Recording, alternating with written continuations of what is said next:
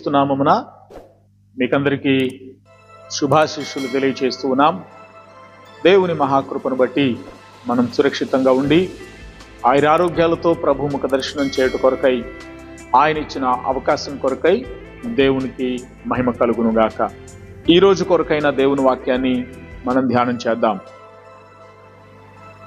41వ కీర్తన 3వ వచనం. రోగశయ్య మీద యెహోవా వానిని ఆదరించును, రోగము కలుగుగా నీవే వానిని స్వస్థపరచుదువు. దేవాతి దేవుడు ఈరోజు స్వస్థత కొరకై ఒక వాగ్దానం చేస్తున్నాడు. రోగశయ్య మీద ఉన్నవారిని, ఎవరెవరైతే రోగముల చేత బలహీనతల చేత మంచాన పడి ఉన్నారో అలాంటి వారందరి స్వస్థత కొరకై ప్రభు ఈరోజు మాట ఇస్తున్నాడు. శరీర సంబంధమైన రోగాలు, ఆత్మ సంబంధమైన రుగ్మతలు, మానసిక సంబంధమైనటువంటి సమస్యలు ఎన్నైతే ఉంటున్నాయో వాటన్నిటి విషయంలో ప్రభు ఈరోజు మాట్లాడుతున్నాడు. మరి ముఖ్యంగా ఈ ప్రకృతి వైపరీత్యాల ద్వారా, ఈ జ్వరం, ఈ యొక్క వర్షాలు, ఎండ, ఈ వాతావరణాన్ని బట్టి చాలామంది బలహీనపరచబడి వ్యాధిగ్రస్తులవుతున్నారు, రోగాల బారిన పడుతూ ఉన్నారు. ఎక్కువగా వ్యాధిగ్రస్తులై ఆసుపత్రుల చుట్టూ తిరుగుతున్నట్లుగా మాకు ఫోన్ కాల్స్ కూడా వస్తున్నాయి. వారందరి కొరకై మేము ప్రార్థిస్తూ ఉండగా దేవుడు ఈ వాగ్దానాన్ని ఇస్తున్నాడు. రోగశయ్య మీద వారిని స్వస్థపరుస్తాను అని.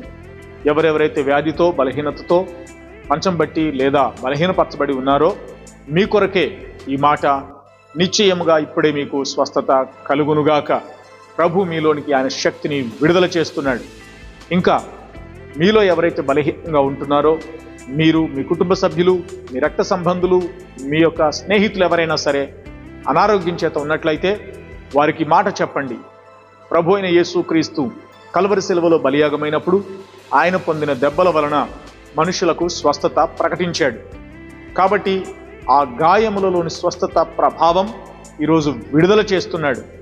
ప్రతి వ్యాధిగ్రస్తులకు ఇప్పుడే స్వస్థత కలుగునుగాక. ప్రభునందు విశ్వాసం ఉంచి అద్భుతాల్ని పొందుకోండి. ప్రార్థన చేద్దాం. ప్రేమగల మా తండ్రి, నీకు వందనాలు నాయనా. రోగశయ్య మీద ఉన్నవారిని, రోగులైన వారిని ఈరోజు మీరు జ్ఞాపకం చేసుకున్నందుకై స్తోత్రాలు. అలాంటి వారందరికీ మేము స్వస్థత ప్రకటిస్తున్నాం. నిశ్చయముగా వారికి ఆరోగ్యము కలుగునుగాక. ప్రతి బలహీనతను, అనారోగ్య సమస్యలను, మానసిక ఒత్తిడులను, ఆత్మీయ పోరాటములను, శరీర బలహీనతలను, మాంత్రిక దయ్యపు శక్తులన్నిటినీ నాజరుడనే సునామమున వెళ్ళి పొమ్మన ఆజ్ఞాపిస్తున్నాం. ఈ బిడ్డలందరికీ స్వస్థత కలుగును గాక. అయ్యా, ముట్టి బాగు చేసి స్వస్థపరిచి నమ్మితే కార్యము చూస్తారని చెప్పావు కదా. అట్టి నమ్మకంతోనే నీ బిడ్డలందరూ కూడా ఈరోజే అద్భుత స్వస్థత పొందుకుందురుగాక. అతి కృప దయచేసి నీ సాక్షులుగా నిలబెట్టుకునమని యేసు నామమున ప్రార్థిస్తున్నాను తండ్రి. ఆమెన్. God heels you. అలాగే ఎవరైతే ఇంకా బలహీనంగా వ్యాధిగ్రస్తులై ఉన్నారో వారందరికీ ఈ వీడియో షేర్ చేయండి. ప్రభు వారందరినీ కూడా స్వస్థపరచబోతున్నాడు. తద్వారా దేవుని మహింపరచుదాం. God bless you.